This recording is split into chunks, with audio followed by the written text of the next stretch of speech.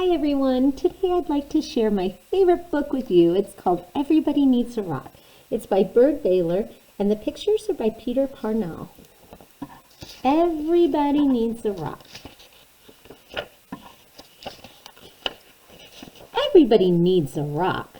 I'm sorry for kids who don't have a rock for a friend. I'm sorry for kids who only have tricycles, bicycles, horses, elephants, goldfish, three-room playhouses, fire engines, wind-up dragons, and things like that, if they don't have a rock for a friend. That's why I'm giving them my own 10 rules for finding a rock. Not just any rock, I mean a special rock that you find yourself and keep as long as you can, maybe forever. If somebody says, "What's so special about that rock?" don't even tell them. I don't. Nobody is supposed to know what's special about another person's rock. All right, here are the rules. Rule number 1. If you can, go to a mountain made out of nothing but 100 million small, shiny, beautiful, roundish rocks. But if you can't, any place will do, even an alley. Even a sandy road. Rule number 2. When you are looking at rocks, don't let mothers or fathers or sisters or brothers or even best friends talk to you. You should choose a rock when everything is quiet. Don't let dogs bark at you or bees buzz at you. But if they do, don't worry. The worst thing you can do is go rock hunting when you're worried.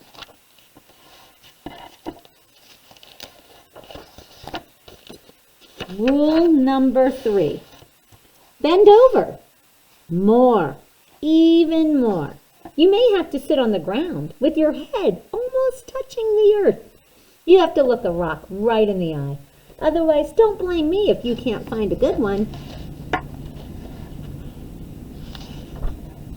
Rule number 4. Don't get a rock that is too big. You'll always be sorry. It won't fit your hand right, and it won't fit your pocket. A rock as big as an apple is too big. A rock as big as a horse is much too big. Rule number 5. Don't choose a rock that is too small. It will only be easy to lose, or a mouse might eat it, thinking that it is a seed. Believe me, that happened to a boy in the state of Arizona.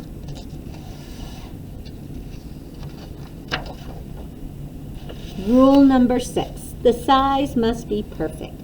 It has to feel easy in your hand when you close your fingers over it. It has to feel jumpy in your pocket when you run. Some people touch a rock 1,000 times a day. There aren't many things that feel as good as a rock if the rock is perfect. Rule number 7. Look for the perfect color. That could be a sort of pinkish gray with bits of silvery shine in it. Some rocks that look brown are really other colors, but you only see them when you squint and when the sun is right. Another way to see colors is to dip your rock in a clear mountain stream if one is passing by. Rule number 8. The shape of the rock is up to you. There's a girl in Alaska who only likes flat rocks. Don't ask me why. I like them lumpy. The thing to remember about shapes is this. Any rock looks good with 100 other rocks around it on a hill. But if your rock is going to be special, it should look good by itself, in the bathtub. Rule number 9. Always sniff a rock. Rocks have their own smells. Some kids can tell by sniffing whether a rock came from the middle of the earth or from an ocean or from a mountain where wind and sun touched it every day for 1,000,000 years. You'll find out that grown-ups can't tell these things. Too bad for them. They just can't smell as well as kids can.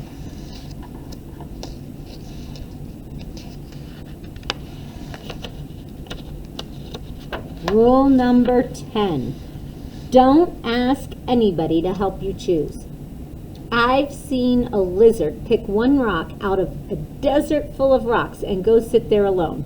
I've seen a snail pass up 20 rocks and spend all day getting to the one it wanted. You have to make up your own mind. You'll know.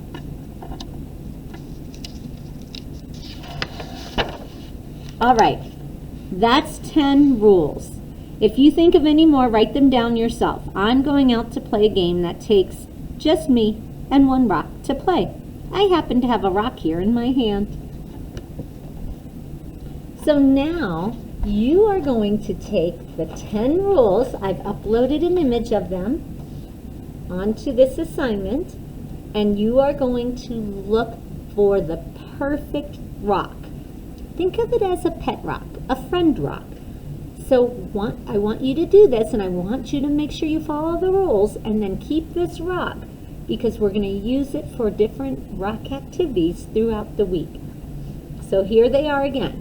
Remember, nobody is supposed to know what's special about another person's rock. Number 1, if you can, go to a mountain. But if you can't, any place will do. Number 2, don't let anybody talk to you. Choose a rock when everything is quiet. Number 3, you have to look a rock right in the eye. Bend down, sit on the ground, and look carefully.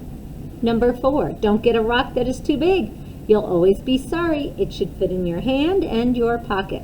Number 5, don't choose a rock that is too small. It will be easy to lose. Number 6, the size must be perfect. It has to feel easy in your hand when you close your fingers over it. It has to feel jumpy in your pocket when you run. Number 7, look for the perfect color. Number 8, the shape of the rock is up to you. It should look good by itself in the bathtub. And number 9, always sniff a rock. And last but not least, number 10, don't ask anybody to help you choose. You have to make up your own mind. You'll know. Happy hunting!